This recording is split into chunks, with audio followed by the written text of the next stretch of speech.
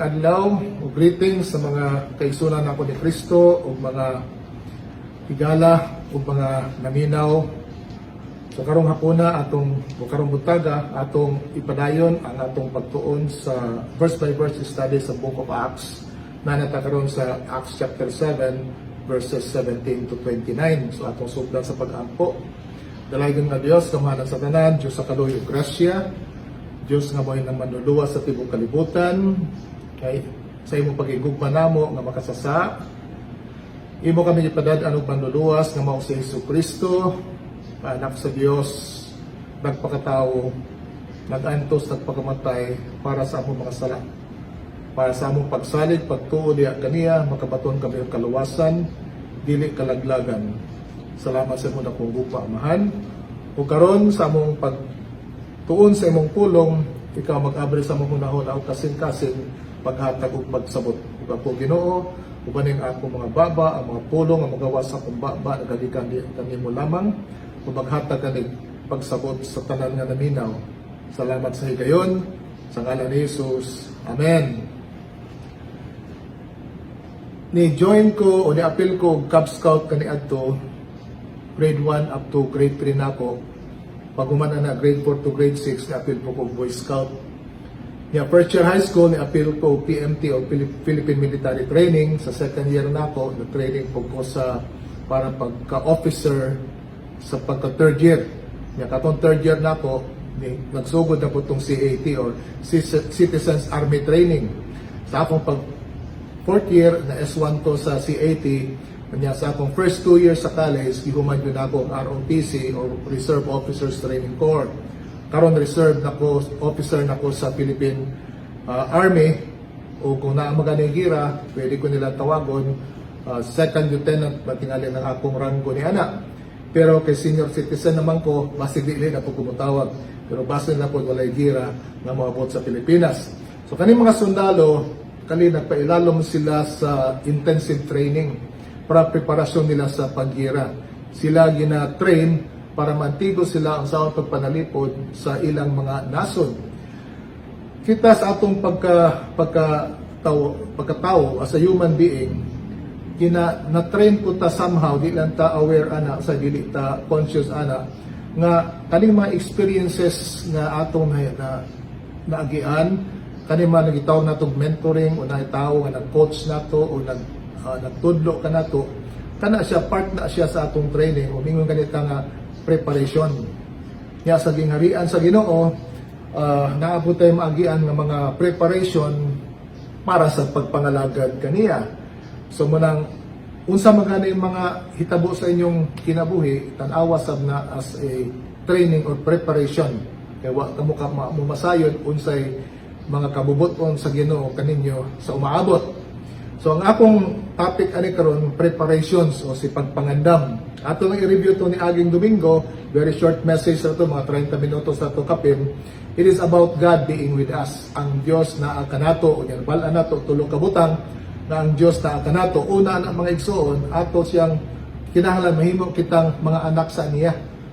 Na ang paagi lang sa Biblia para mahimo kitang mga anak niya, mao ang pagsalig, pagtuo ni Kristo lamang nga maoy ni anhi nagpakamatay sa atong mga sala ug nabanhaw kay siya matuod nga manluluwas. Ang mga Kristiyano wala magsimba ang patay nga manluluwas. Buhi na buhi si Kristo Jesus kay siya Dios man, siya anak sa Dios. Unya pagkahimo natong anak sa Dios, munang matawag na nato siya Abba Father. Kanang Abba, Aramaic na siya sa Father, pero ang iyang murag aduna siya kanang close relationship nga pamilya, amahan ug anak. Munang laing meaning anang father, Abba, father is daddy or tatay or papa. So nagtudlo na siya kanang close relationship. Kay naama po'y gitawag ko nga tungod sa paghimo sa Dios sa mga katawhan, gitawag sila nga ilang amahan ng Dios. Pero kana siya nga klase nga relationship, luag ra na kayo, dili sa hugot, wala ganing gugma diha. Pero ang Abba Father adunay pakigugmaay sa anak o sa iyang amahan. 29 years old ko nga akong gidawat si Kristo ug ang amahan himo na akong amahan sa akong edad nga 29. Kunya 32 years na ko sa akong amahan karon, o wala ko'y pagbasol sa akong pagsalig siyang bugtong anak. Iya kong gigam, iya kong gibantayan, iya kong giubanan, iya po kong ginadisiplina kung na mga nasidili ganahan sa akong mga kinaiya, so sa akong kinabuhi. So dako kong kalipay nga siya amahan na nako karon for about 32 years na. So hinawat unta nga kamo nga wala pa makadawat ni Kristo, mahimo niyo amahan ang Dios amahan kung kamo modawat niya. Ikaduha po nabawa nato nga ang Dios is with us. Ganahan siya nga anaatas iyang kabubuton. Ubaw ka na gitawag nato nga within the bounds o sulod sa iyang kabubuton nga naisuwat sa iyang pulong sama sa mga pamaagi sa kinabuhi, pagkamatarong, pagka-Diosnon, pagkamahadlokon sa Dios, pagtuman sa tanan niyang mga sugo. So mo po na to be in His will. Napoy tawag ko nato nga to be in His will kung asa ang ganahan ang Ginoo asa ka. Panalitan ako kaniadto taga Dumaguete man ko. Ang kagustuhan sa Ginoo nako ari ko sa Cebu.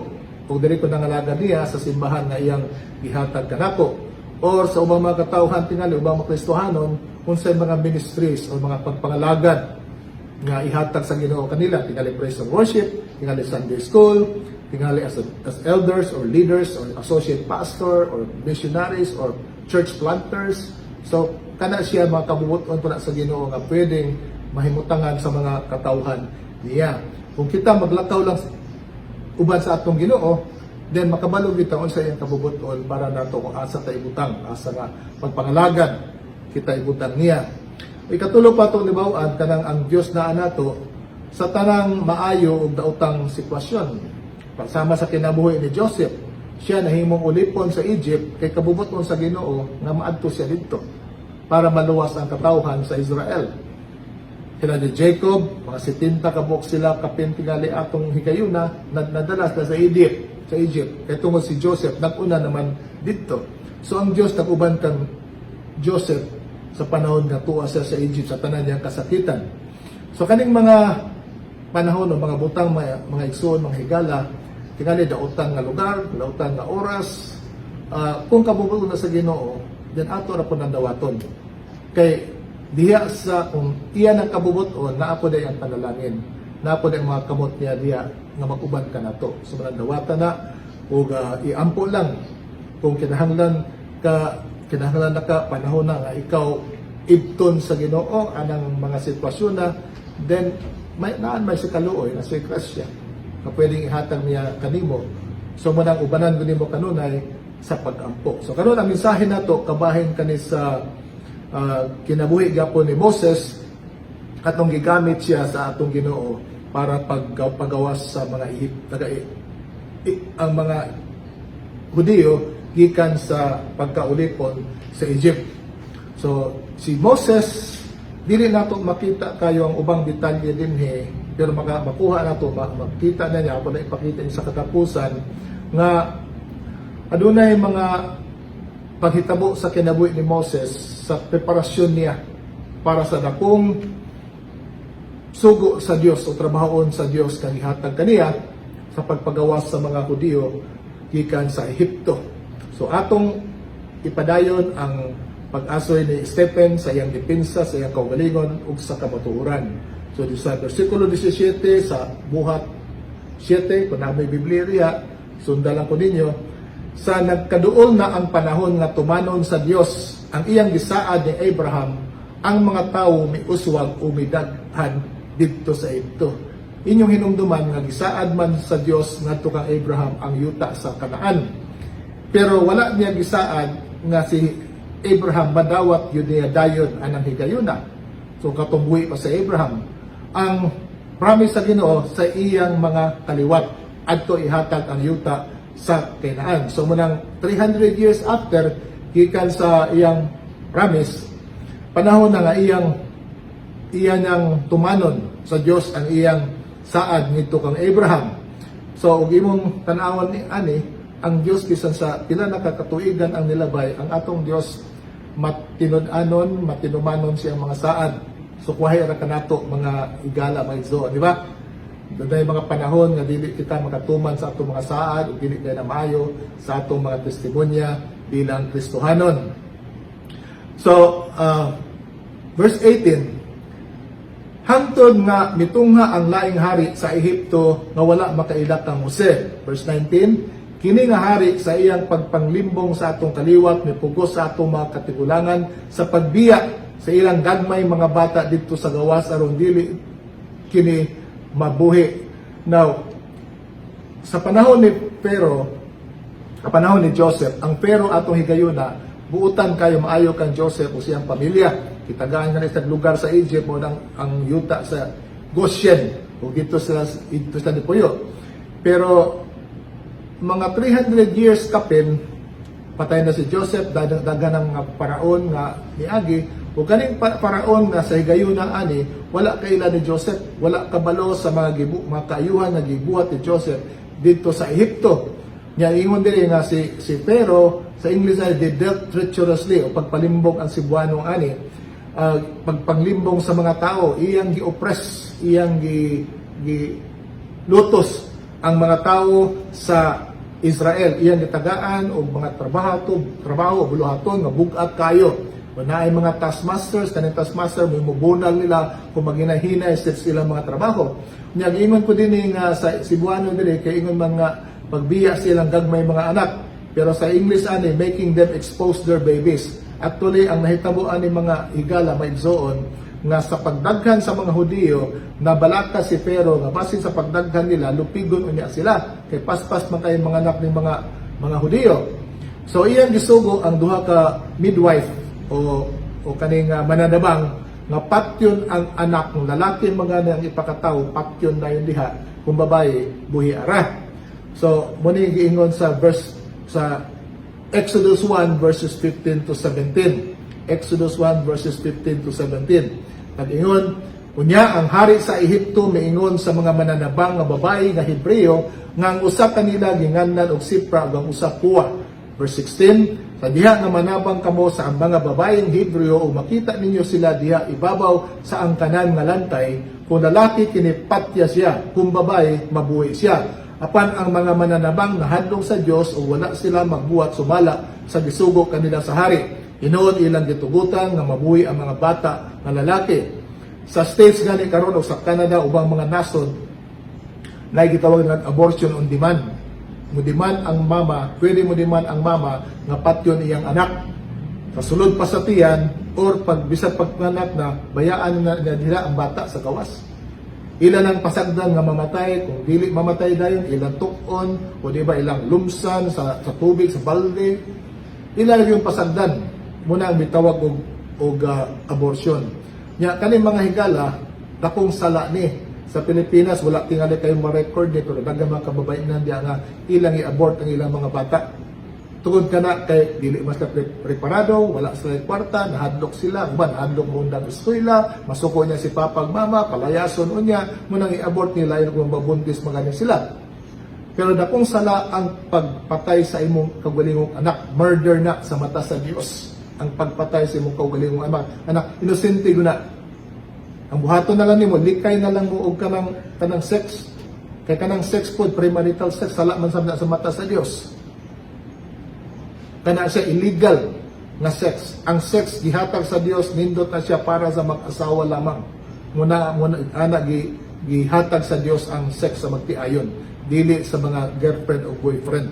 So malikayan na ninyo, maayo gyud na siya kay malikay pud mo sa pagkabungkag sa inyong mga damgo. Kung mabuntis, maundang na madamgo, maundang sa dili na makaeskwela, dili na makapangitang maayong trabaho. So mabugatan mo financially, emotionally or psychologically, dili pud mo ready sa kaning childbirth o paggam sa mga bata ninyo, then dako kayong problema mo ng masmay na og likaya na lamang.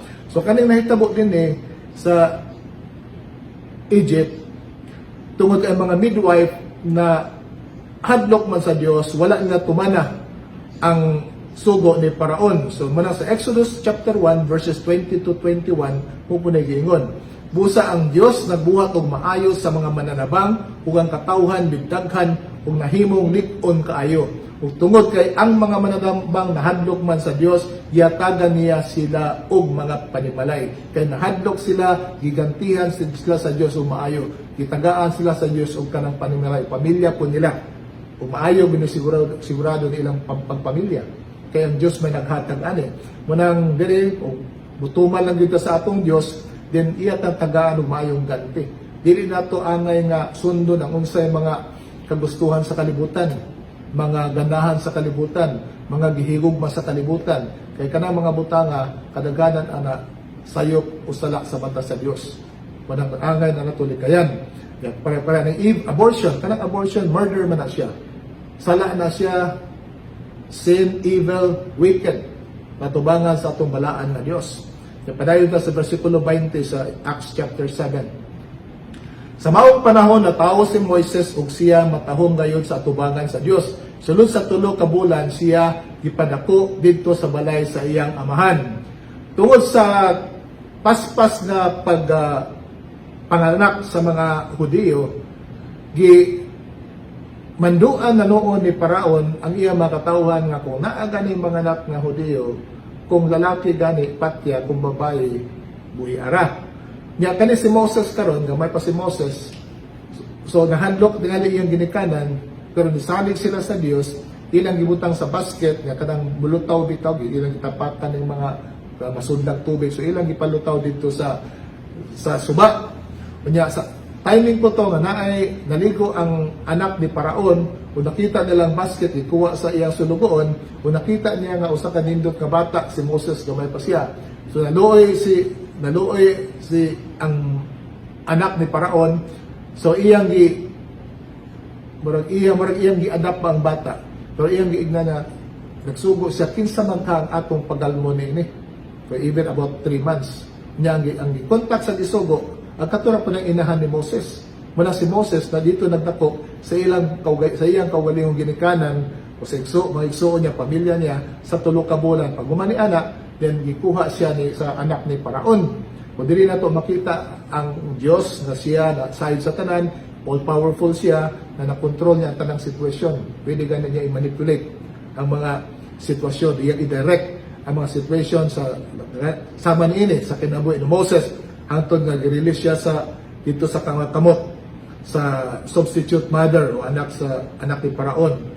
Una bitaw maigsoon akong balikan akong kinabuhi kanina Kristiyano nako. Makita gyud ako nagoy mga points kabalo ko ang kamot sa Dios dahil naglihok sa akong kinabuhi anang panahon. Bisan katong wala pa ko kailan niya, di pa na po siya Lord and Savior si Jesus. Makita nagoy mga panahon ato na mga sitwasyon ko nga ang kamot sa Dios na naalay nako atong panahon. Kaya naman siya giandam kanako ang akong kaluwasan o akong pagpangalagad kaniya karon nga nagpasto na sad ko.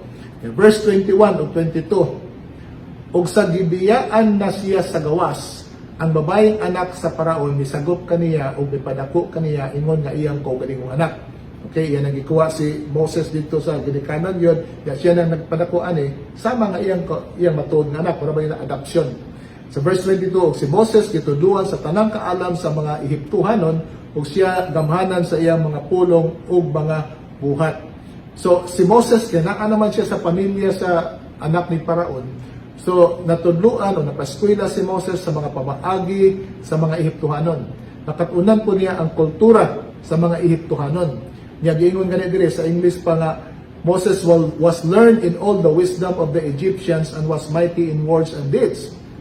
Natudluan si Moses sa tanang kaalam sa mga Ehiptuhanon ug siya gamhanan sa iyang mga pulong ug mga buhat. Gamhanan sa iyang mga pulong ug mga buhat. Sa to pa eloquent kay siya, may siya musturya, may tingali ko yung may muwali.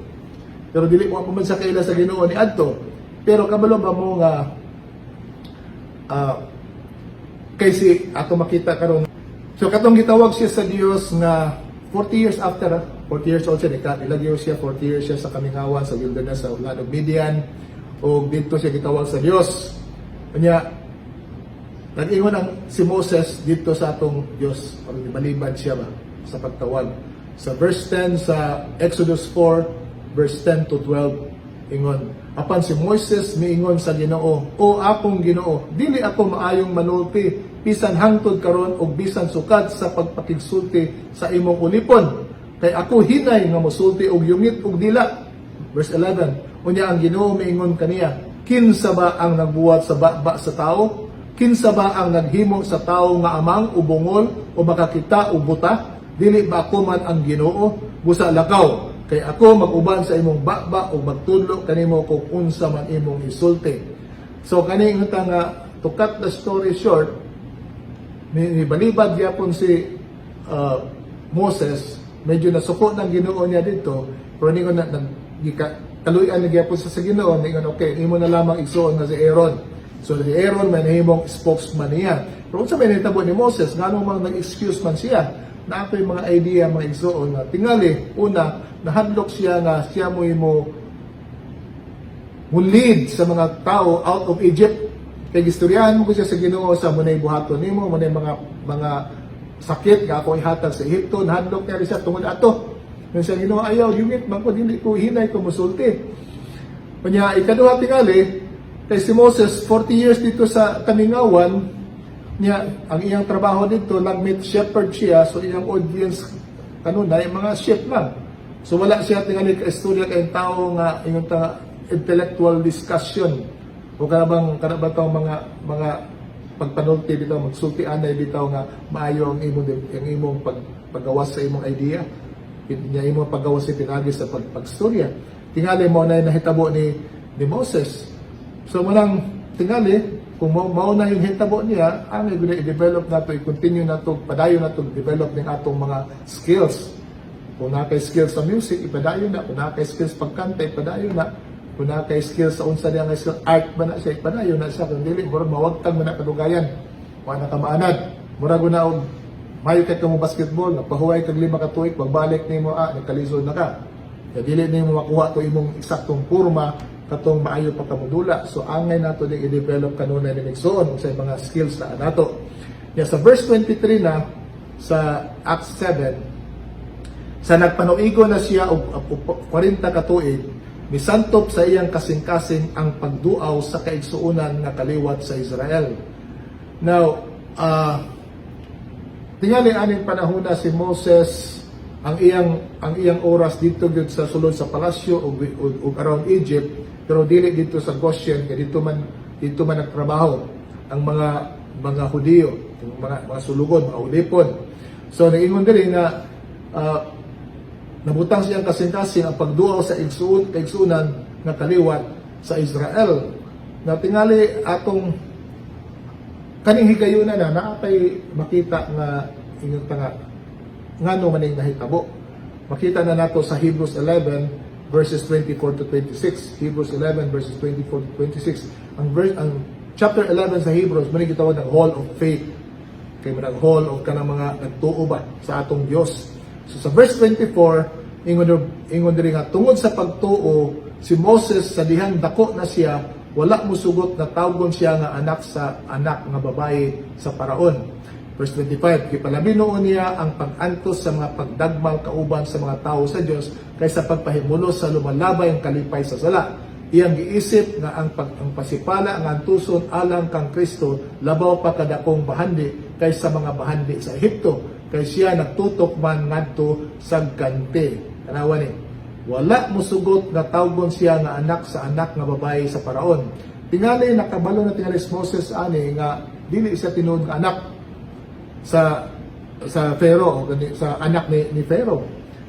Munang tingali pakabalo niya ni ani, wala magdugay, iya pong nahunaw na ang nabisitahon niya ang iyang kaliwat pani mga Hudiyo. Unya, niingon po siya din kipalabi noon niya ang pag-antos sa mga pagdagmal kauban sa mga tao sa Diyos kaysa pagpahimulo sa lumalabay ang kalipay sa sala. Kung Egyptian siya, dapat i-enjoy niya ang kinabuhi o pamaagi o mga kalipay sa mga Ehiptohanon. Nyagiingon diri nga iyang gibalibaran kaning passing pleasures of sin, kaning gitawag nga dumalabay ang kalipay sa sala, mga higala. Kaning pagpakasala malipay magaling ka na sa tawhanon, pero lumalabay rin passing pleasures of sin. Analitan, kung babae ka, passing naman na siya. Pero wa ka masayod unsa na resulta nimo ng pambabaye nimo. Pwede maguba imong pamilya kung nakay pamilya, mabulagan ka sa imong asawa. O pwede po ka kung panalitan magparaos lang ka diyan sa mga babae prostitution, pwede po ka makakuha og sakit kasi matakdan pa nimong asawa. O tingali kaning kalipay nga tingali nakakabit ka og usa ka babae nga may bana di ay. Kung madiscover ka, basig mapatay po ka, mapusilan ka, unsa diha. Manang kaning sin passing ra gyud ang pleasure ani niya. Manang daghan po nagpakasala kay pleasurable man ang sin. Pero passing po na siya, lumalabay lamang. Pero pinakapait kayo nga silot sa Dios kung natas pagpakasala wala ta sa atong Dios diya kang Kristo Jesus, then unsa asa man ta mutuba? Asa man atong kalag? Mutuo man ang tao dili sa impyerno, naagi na impyerno. Kay gideklara man na sa Biblia. Naagi walay katapusang pag-antos. Naman na sa Biblia. Kanang itawag og eternal torment forever and ever, day and night. Munay mahiaguman sa usa ka kalag nga wala diya sa Dios ni Kristo Jesus. So mga higala maigsoon, mas maayo nang naagod ta sa atong Ginoo. So kani siguro si Moses, nakabalo na siya sa mga pamaagi sa Ehipto, nakadungog na siya sa pamaagi sa Dios, muna hindi na siya ganahan sa Egyptian way of life. Yan apoy giibutang pagwidiri. Iyan giisip nga ang pasipala nga antuson alang kang Kristo labaw pa kadakong bahandi kaysa bahandi sa Ehipto. Nganong gi-refer man diri nga si Moses iyang gi-prefer. Mas ganahan pa siya ang pag-antos sama sa pag-antos niya ni Kristo. Naa na siguro prior knowledge in Moses ani kabahin sa Mesiyas. Naa siguro siya kanang hunahuna o kahibalo kaniadto nga aduna someday adunay Mesiyas nga moabot o kani siya mag-antos. Munang diri pod si Moses ang lesson ko ani nato ang kumag-antos magali ka tungod og alang sa pangalan sa atong matuod nga Dios ay bulahan ka. Bulahan ka. Kaya ang Diyos kauban man nimo. Bisan sa mong pag-antos, bisan nasakitan ka, masakitan ka, ang Diyos na uban ka nimo. Umabot ang panahon na iya kang ibton ka diya. Kung panalitan mga ni, tugutan sa Diyos nga, ang diya ka mamatay sa pag-antos, tungod ka, nagsunod ka ni Kristo Jesus, ay bulahan diya pong ka. Kaya mong talag at tuman sa Diyos. Walay katapusan na nga kasakitan. Nga, ang pait lang karon mga higala maigsoon kay kadaghanan sa mga katawhan, ang ganahan nila, kanila pong mga kalipay sa mga bahandi nga gihatag mo ta sa Dios, ihatag na sa Dios para mabuhi ka siyang kalibutan, pero hindi nato himuong Dios. Ang mga tao gihimo mang Dios ang bahandi. Abi nila madala nila kaning bahandi ngatos lain kinabuhi. Ngano man dai kung usa ka tawo naa siya mga chain of department store, drugstore, or unsa nga business diya, drugstore, or kaning mga hardware store, mga Selena, unsa mga ni, minsan siya nga, ay, muna akong accomplishment sa kalibutan. Kana ba, mo'y tungod ba ni ana, dawaton ta sa Diyos. Katanan nga, sa kamatayon na to, mamatay ta, wa mo tayo madala. Atong kaning sing-sing na ko, akong ilang beses, mamatay ka na ikaw, kuhaan eh, hindi man ako ni madala. Ako sinida, madugta na na.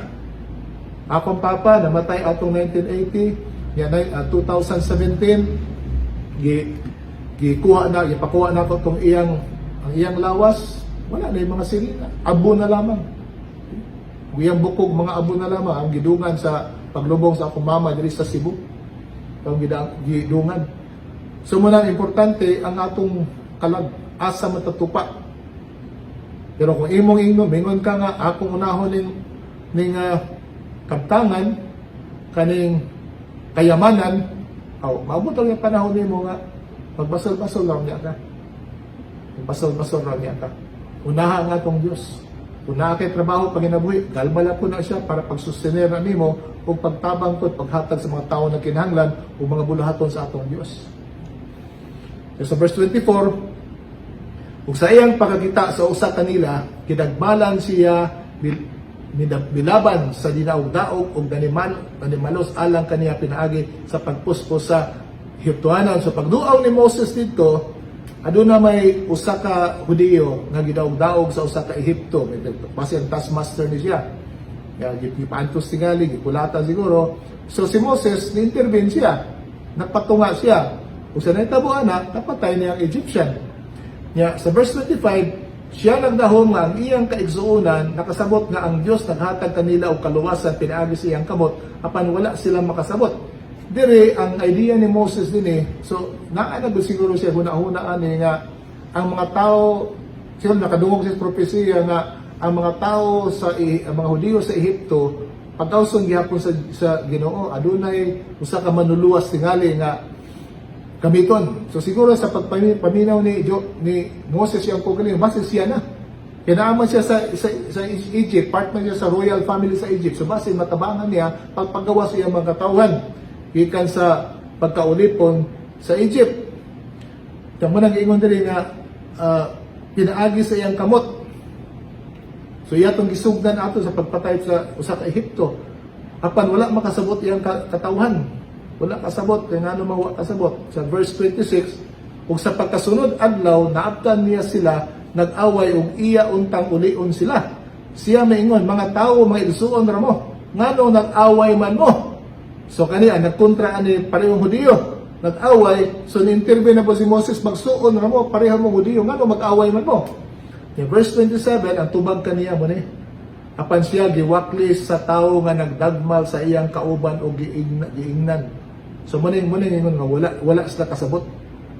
Kinsabay na himo nimo nga among pangulo o maghuhukom, buot ka bang mupatay kanako sama sa imong pagpatay sa Ehiptohanon gahapon? So dito na kabalo na ang mga Hudiyo ni ini kay unsa kaning tabi dali na tabi bukatay bukatag nagdali nya mo na nga si Moses gipatay man niya ang Ehiptohanon. So nakabalo dahil sila mo ano patyon po ko nimo ingon ang Hudiyo, patyon po ko nimo. So wala niya giilangan si Moses nga ilang manluluwas ana higayuna kung wala gani siya respeto ka Moses nga Ehiptohanon na si Joseph si Moses, si Moses. So verse 29, kung niining tubaga si Moses may palayo o nahimong langyaw sa yuta sa Midian, diin nahimo siyang amahan sa duha ka anak nga lalaki. So kaning land of Midian mahigala, northern tip niya siya sa Saudi Arabia. Northern tip niya siya, Egypt dinhi, muna siya gitawag nato og kanang Midian. So northern part na siya sa Saudi Arabia. Tumoy po na siya gawas na yun sa yuta sa Israel, southern part. So anak kalayo, yan na ito wilderness din dito ni Kagyo, dito ni agi si Moses. So layo kayo siya. Dito sa yuta sa Midian, naminyo niya si Moses, ngalan si Pura, nga siya duha ka anak. So 40 anyos na si Moses, katong ni Kagyo siya. Katong ni pahawa siya sa Ehipto. Dito siya sa Midian for 40 years. Munang abi tingali ni Moses nga siya mo gipili sa Dios para sa pagluwas sa mga katawhan sa mga Hudiyo gikan sa pagkagapos Egyptian slavery. So iyang gi-attempt ang unang initial deliverance pinagi sa pagpatay ato usa ka Ehiptohanon. Pero naay plano o laing plano ang Dios. Si Moses, siya ang gamiton gihapon, pero dili kato mo'y right timing sa Ginoo. 40 ka tuig pa ang dilabay. So unsa may makatuna nato ani nga mensahe karon mga igala, mga igsoon? The preparation, ang pagpangandam. Unsa may atong masabtan ani pagpangandam? So ano na ko yung mga tulo ka idea dinhi? Ang una ana, tanan nato mga eksperyensya, tanan nato mga kaalam, tanan natong kahibalo, yung tanang wisdom nga atong nakatunan bisan sa wala pa sa ato kaila sa atong Dios o ni Ginoo Hesus, pwede mo na siya mahimo nga preparasyon nato ugma sa unahan future panglitan. Wala ka kaila sa Dios, ano na kay musical skills na daan, tingali may ka mo kanta, may ka mo gamit og instrument o member ba ka og banda. Dapat mga pastor nga kaila nga kaniadto mga band members ni sila, mga musikero na sila. Manang pagkakristohano nila, ang uban pag church planting, sila may unang worship leader. Gitara-gitara lang ilang dala na.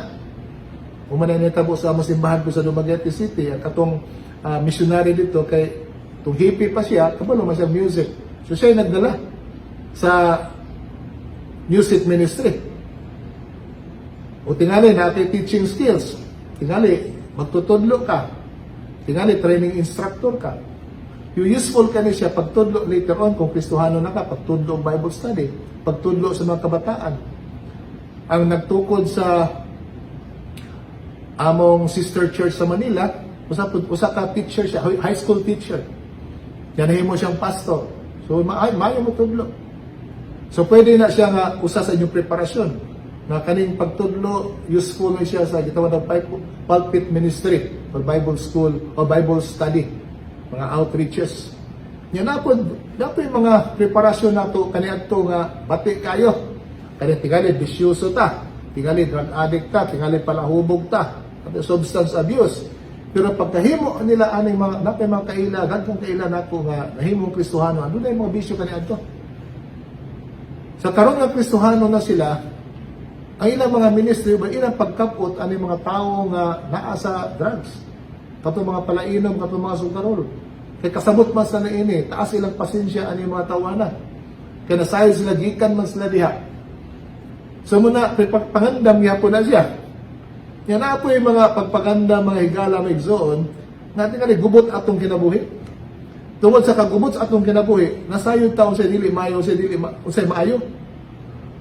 Nya nasayod mo sila unsa nganong magpadayon na lang sa maayo kaysa sa dautan kay gubot man kaayo. Tingali, gikan sila sa drugs. Kabalo sila nga kani mga drugs, mga higala, mga igsoon. Wala ko ni hinungdan. Taghang pamilya gigubaan ni. Daghan. Unta, ang usa ka panimalay, ang inyong security naa sa inyong balay. Diha mo secure, diha mo kana ba at peace. Pero kung naa ka kay drug addict nga anak, ay mahadlok na lang ka kay basig ikawatan ka. Ikawat tingali mo cellphone, ikawatan kag kwarta. Gubot kayo. Dili maayo kaning sa drugas nga kinabuhi, mangit-ngit ni. Pila ingon dito sila kana kung nakuno ka sa drugs, tulo ka pi. O sa ana preso or di ba pi praning daga naman mga drug addict nga nagguba mo na ilang pangutok naapoy gitawag nga pi kaning so preso praning patay pwede ka mapatay pila naman ka drug addict kung na-involve sa drug ang nangamatay so dili maayo nga kinabuhi kung makalikay pamangani ka karon likay na siya kung maglisod kag likay diya na Ginoong Hesus. Na ako'y mga kaila, na ako'y membro din sa simbahan, na mga former drug addicts na sila. Kada adlaw, nagdrugas na, uban ganyan, maligya. Kapag karon nakaila sa Dios, gilag yung tangtang silang kinabuhi ang drogas. Kung nanindot ilang pamilya, nalig-on pa noon. Na sila nagsunod na sa atong Ginoong Hesus karon. So munang, kung naakad diha, best applies mo tungod sa drugs, pwede pa ka magamit later on sa pag-reach out sa mga drug addicts. You are more compassionate sa pag-reach out nila. Napoy ba mga kababainhan nga na-involve og prostitution. Ang among simbahan dito sa Olongapo na ay mga former prostitutes dito. Pero nabangan sila sa atong Ginoong Hesus malinggawas. Anang nga klase nga panginabuhi. Dili man siya maayo. Ang prostitute, maayo ka siya kung batanon pa. Pero pagkagulang gani ang imong lawas ana guba sad. Nga nabawaan nga usa ka prostitute nga magkurog-kurog na iyang kamot. Former prostitute. Yan napay mga sakit, ang uban AIDS, ang nangamatay, uban. Mananili maayo na pero gikan ka diha, giluwas ka sa atong Ginoo diha kang Kristo Jesus. Then makita nimo ang kabag-uwan sa imong kinabuhi. Muna ikaw pod mo reach out po ka ani mga babae nga nas prostitution na as drugs. Namo kay nadunggan nga testimonyo ana nga usa ka babae nga sa panahon ato kani adto mga 90s ang iyang kahinahanglan sa drogas $500 a day. $500 a day. Giluwas siya sa Ginoo. Pero pagluwas sa Ginoo niya, ang iyang malawas na naguba na gyud. Ikuha hysterectomy siya, duwa siya mga sakit, pero nagpanayon sa pagpakalagad sa Dios. At katong iyang bugaw pod, kauban niya karon. Silang duha ano na mga kausaban. Nag-reach out sa mga tao nga sama nila kaniadto.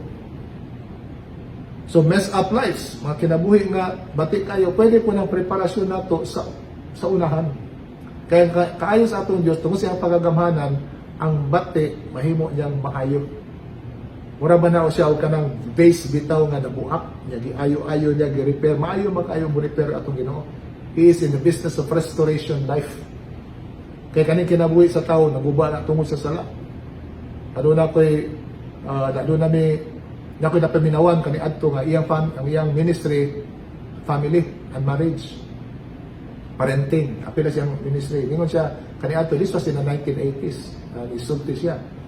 Kanya nakadungog ko siyang wali. Ningon din siya nga nastorya na niya at during that time ang 10 richest men in the Philippines, 10 richest men, top 10 na. Tanan dili malipayon, kailang kadato dili malipayon. Gubot ang pamilya, guba ang marriage, problema sa mga anak.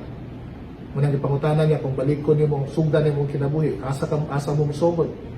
Siya musugod ko sa akong pamilya, ayaw na ako ang pamilya. Kaya kanimang kung imong gugma na asa pangwarta sa panginabuhi, na sa mga negosyo nimo, lagmit anak, malimtan nimo imong pamilya, malimtan nimo asawa, ubana, malimtan po nimo ang Dios. Kaya naman ka nag-focus diya mo na may pinaghimo mo pinaka-Diyos. Suguba, ganun mo kinabuhi, anak. So, mas maayog yun ang naata sa atong Ginoo, no? So, kana, mga experiences na nga makatabang po sa pagprepara nato. Yan na po yung mga experiences, kaalam, wisdom, nga ato na nakapunan sa atong pakailan sa atong Ginoong Hesus. Sa akong pagka-Kristohanon, 32 years na ko kapin. Magkang ko mga experiences ang Kristohanon sa kinabuhi, good or bad. Pero kaning mga experiences sa Kristohanon, good or bad, muna gitawag og teaching moments or teachable moments sa Kristohanon or learning moments sa Kristohanon. Kay it is through these times, difficult or good times, nga makakaton man ta we gain a heart of wisdom. Makatunan nato na karon ang mga butang sa kinabuhi. Nya sa mga pagsulay sa atong kinabuhi, gina-develop pod ang atong pagsalig sa atong Dios. Pagsalig sa atong Dios. Gi-develop ang Christian character, gitawag patience, pasensyosa mao kana mo'y usa ka kinaiya nga angay nga may baw-an nato o ma-appeal sa atong kinabuhi, sa atong mga kinaiya. So mo na yung mga experiences. Napo yung mga experiences maigsuon na para na siya pagpreparasyon para sa dapong buluhaton na ihatag sa Diyos nimo. Tingali sa like the example ni Moses, ni hawa siya 40 years old. Dito siya sa desert, sa wilderness for 40 years. Usa siya gitawag sa atong Diyos. So katong nakatuna niya katong first 40 years niya na Egyptian siya. Kanya katong 40 years nga wala na siya sa Egypt, nga siguro kabalon siguro siya nga Hudiyo gud siya, pero dito siya sa kanang kamingawan ba. Unsa may makatuna nato sa disyerto. Usa na pasensya siguro. Kaya dili man lalim nang magbuhi ka og mga kaning mga kahayupan, kana sheep, mga baka, di mo na sayo na pagbuhi. So na-develop ang pasensya, na-develop po ang kugi ni Moses. Niya usap po anak tingali, makaingon ko nga ay si Moses gi-describe man siya as the most humble man on earth at that time. Katong siya nagdala sa mga tao sa mga Hudiyo ngadto sa Egypt, dito sa wilderness. He describes si Moses the most humble man on earth. Tingali, kay kabalo ka kanimang mga ingon ta nga palpak natos kinabuhi, mga pag-antos natos kinabuhi, kana bitong ibutang ka sa Ginoo nga wa kay mahimo ang musalig kaniya. Humbling moments man na. Humbling moments nga makakaton ta nga dili day atong gahom, dili atong kusog, dili ang kusog sa Dios ang kinahanglanon nato. Ang kusog sa Dios nga makatabang nato. Kaning mga coronavirus karon, ang atong Dios sa gud may makatabang din nato completely. Temporary ra ning mga tabang sa mga tambal magamit pa na siya. Pero ang atong saligan ang buhi nga Dios, ang matuod nga Dios. Kaya siya may muluwas yun nato. Wala may imposible niya. Tingali, gihatag niya sa Diyos para makabalot ta nga na ay usa nga atong maduulan nga sigurado kita may paglaom ta mao kana ang matuod nga Dios lamang. Kanang Dios nga di-describe sa Biblia mao na ang Dios nga akong ipasabot. Ang Dios ni Abraham, Isaac ug Jacob. Ang Dios nga nagpadala siyang bugtong anak nga si Jesus mo na Dios nga akong ipasabot mga higala may igsoon. Wala na akong Dios nga ila mao ra gyud siya. Kung man matuod, na-experience na ako siya personally, kung karon buhi pa ko tungod kay siya man akong Diyos. Wa pa man niya gitugot nga mamatay ko. Itugot yung matay ko, ay ugma dahil matay ko. Itugot yung matay ko sa coronavirus, ay matatag ko coronavirus. Bisa pag mag-distancing ko niya, bisa di pa ko mulakaw. Kilala na kakagawa ng luparon sa langin, hangin niya, mag-reach ako ilaw, maginhawa na ako, ay pwede ko matakda na. So ang Diyos may nagunit sa akong kinabuhi. So nara kung kinabuhi na, kung gusto niyang tapuson ani ugma o anytime, matapos yun siya. Pero gusto pa ko niyang buhion, hangtod sa hangtod, ito na to, kay sa 61 naman ko ron, itong dugangan to ko niyan, uska katos may mo ko na niya. Pero tingnan, I don't know kung karapa ba kung mabuhi ang nakadugay. Kaya lisod kayo. Naapoy, istorya, usa ka istorya si King David. Kaya importante mo na ito mga kaning preparation ng God. Namo ko sa timing sa Ginoo. Si King David, anointed king of Israel siya by Samuel. Anointed siya ni Samuel. Pero wala pa siya mulingkod nga hari dahil ganun pa mas King Saul. Nilingkod siya pagkahari, pagkamatay ni King Saul, dagang katuigan pa ang nilabay. So wala dayon, dili bitang insigida dayon nga siya nahimong hari na dayon, naglingkod na dayon siya ang trono, o iyan na dayon gihibuat ang iyang function as a king. Katulo po na itong mabawaan mga exonan. Katong una, kaning experiences, skills, knowledge, so katong nakakunan, tuwa patakaila sa atong Ginoo. Sa ikaduha, kaning nakailan na sa atong Ginoo. Katulo, kaning kung naay preparasyon nga gihimo ang Dios sa imong kinabuhi, ang timing sa Ginoo mo'y mayo. Mga ka-Moses, 40 years, i-attempt ni Moses, wala siya mo succeed. So 40 years pa gihuwak. Pag uman 40 years, then diya na po, ang timing sa Ginoo, gigamit ko si Moses. 40 years na po siya sa wilderness, pag uman nagkuha sa mga tao sa Egypto, 40 years pa i-spend nila dito sa Kamingawan. Nga namatay si Moses, wala siya kasulod sa promised land. Kaya mo siya gibuhat po sa kasala. Wala niya, iyang ginisobey ang atong Ginoo. So sana, sama-sab na sa kinabuhi ni King David. Si King David, gi-anoint siya as King of Israel ni Prophet Samuel. Wala dayon niya lingkuri ang trono as hari sa Israel. Niabot pag pinakatuigan. Ang atong Ginoong Hesus, ipakatawo siya sa Bethlehem, naabot siya sa Nazareth, niya pagsugod niya sa ministry. Imagine mo, he was already about 30 years old. Ang timing sa Diyos sa amahan niya, mga 30 years old na. Yan, ni last of 3 years ang iyang ministry. So na yung mga timing ang atong Ginoo sa atong sa iyang mga preparasyon kanato kung kanus ata niya gamiton. So unsa may atong buhaton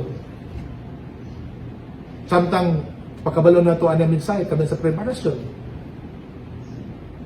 Ang suggestion nako mahigsuon, biblical masab siya, pagpadayon ka sa kinabuhi nga gihatag sa Dios nimo. Pagpadayon ka, i-increase nimo ang imong kahibalo sa pulong sa Dios. Sa pagtuman, patinumanon ka sa iyang mga sugo, maglakaw ka, kuyog ang Diyos. Sa galang na iyang palakwan na to, ato ng lakwan. Kanunay ta mag-connect na niya sa prayers. Kanunay ta mag-fellowship sa mga atong mga kaigsunan. Manang natin mga Sunday fellowship, natin mga midweek fellowship, natin mga prayer gatherings. O natin mga tingali, baptism gatherings, mga usay gatherings siya sa beach, fellowship. Padayon na para ni sa atong paglingkod sa usap-usap. Kaya padayon po nato atong ipakailat ang mensahe kabahin ni Kristo Jesus. Kawa may lain nga manuluas. So tingali mo ni mga paagiha, preparasyon sa Dios nimo para maabot siguro ang panahon niya nga gamiton ka sa atong Ginoo. Kung katong wala pa kailan ni Kristo Jesus, unite with Him by faith. Salig niya lamang, wa may lain nga nagpakamatay sa atong mga sala. Wala may laing na banhaw. Walay laing relihiyon nga gitudlo na nabanhaw ilang nagsugod di ana. Tanan nga nagsugod ang mga relihiyon bisa pag gitawag pa ng Christian nga matay yun na. Pero si Kristo kanunay nga buhi. Kanunay nga buhi. Kunya ang atong kaluwasan di lang gud kaniya. Kung naa ka ni Kristo Jesus, then makita po nimo ang mayong kamot sa Dios. Mag-uban kanimo kanunay. Panaliptan ka, tagaan ka sa iyong panginahanglan. Ang atong Dios nga ang atong Savior nga atong worship, gituhuan, gisaligan sa mga Kristohanon, dili patay. Tingali, ingon ka, the late Michael Jackson, the late President Kennedy sa US, the late President Marcos, pero wala gud ka makadungog og the late Jesus Christ. Wala, di ba? Kay buhi man siya. Buhi man siya. Kunang kada tuig, natay Lent season, natong gina-celebrate ang iyang pagbanhaw. Pila na ko, more than 2,000 years na. Kay buhi atong Savior. Ug karong panahon na naghuwat siya sa imong pagduol kaniya. Bisan unsa ka kadautan, duol niya pangayog pasaylo o paghimog desisyon sa imong kinabuhi nga mo. Ginoo sukan karon bayaan na nakong pagpakasala, musunod na ko nimo, ikaw lamang akong sundon. Padunggan man kaniya. Kay Dios man siya, kabalo man siya usay nas imong kasing-kasing. Kabalo siya usay nas imong huna-huna. Muna ako encouragement nimo higala. Kung wa ka kaila ni Kristo Jesus, kung si Kristo Jesus huna-huna lamang nimo, wala sa kasing-kasing, wala nimo siya gisunod, dili yun nimo siya Dios ug manuluwas, then iingayot ikaw, dasigon ikaw, himua siyang Dios ug manuluwas kay siya lamang, walay lain. Siya lamang makatubag sa imong pag-ampo, paghatag sa imong panginahanglanon, pagtabang nimo sa tanang higayon. Importante na ata niya para dili ka mapunta sa impyerno, kung dili adto ka sa langit pagkamatay nimo. Sa imo gani kung musalig ka ni Kristo karon, ang kinabuhing dayon magsugod na sa imong kinabuhi. Ang kamatayon mo na naganghaan sa laing nga level nga kinabuhi ng tato spiritual plane. Kuyog ka sa atong Dios. Munang nawata si Kristo. Sa salig lamang ni Kristo, wala ni lain imong itantang imong tanan. Ayaw salig sa imong relihiyon, ayaw salig sa imong maayong buhat. Mayong buhat nindot man na siya, pero dili na makadala nimo sa ganghaan sa langit, dili ka makasulod. Kay dili man ka mapasaylo sa imong sala pinaagi anak. Salig ka ni Kristo, ang iyang dugog nagiula sa cross mo imo limpyo mo pasaylo sa imong sala. Sa gayon nga mahimo na kang anak sa Dios Amahan, then sugdan na po niya ang laing preparasyon sa imong kinabuhi. Tingali preparasyon sa pagpangalagad. Preparasyon hangtod nga mo progress ka, mo increase ka, mo progress ka unto a matured Christian. Para mga higala, kung saan may mahitabo sa imong kinabuhi tingali karon. Tanawa na nga basi preparasyon na sa mga Kristohanan, preparasyon na sa para tingali na ay giandam ang Dios kanimo. Katong kung dili ka tinuod nga Kristohanon, preparasyon na para muduol kaniya. Nakaila ka nga si Kristo mao'y buhing anak sa Dios. He is the eternal God, past, present, and future. He was and is to come. Hapit na siya mabalik. Ayaw na paglangan-langan. So then, adlaw kaninyo, salamat sa inyong pagpaminaw kaning atong topic, the preparation. Padampot ha. Dalaygon nga Dios, salamat kaayo sa higayon imong gihatag kanamo. Hinaut unta, dili makawang imong pulong, na imong pulong unta tisok sa mauhikap sa mga kasing-kasing, sa mga magtutuo, kani magdasig kanila, magpadayon diyan kanimo. Magpasalamat sa panahigayon, matinud-anon sa tanan nimo mga kasuguan. Katong wala kaila nimo, makailan nito ta sa hingpit, na mabaw-an nila unsa ka nga klase nga Dios. Dios nga gamhanan, pusgan, wala imposible, isog, pero Dios pud sa gugma, kaluoy ug grasya. Napunta ko sinati kanila o Diyos sama sa akong, sa among, sa kadaghanan na nakasinati na po niyo. Taste and see that the Lord is good. Patuon na. Salamat o Diyos. Sa ngalan ni Jesus. Amen.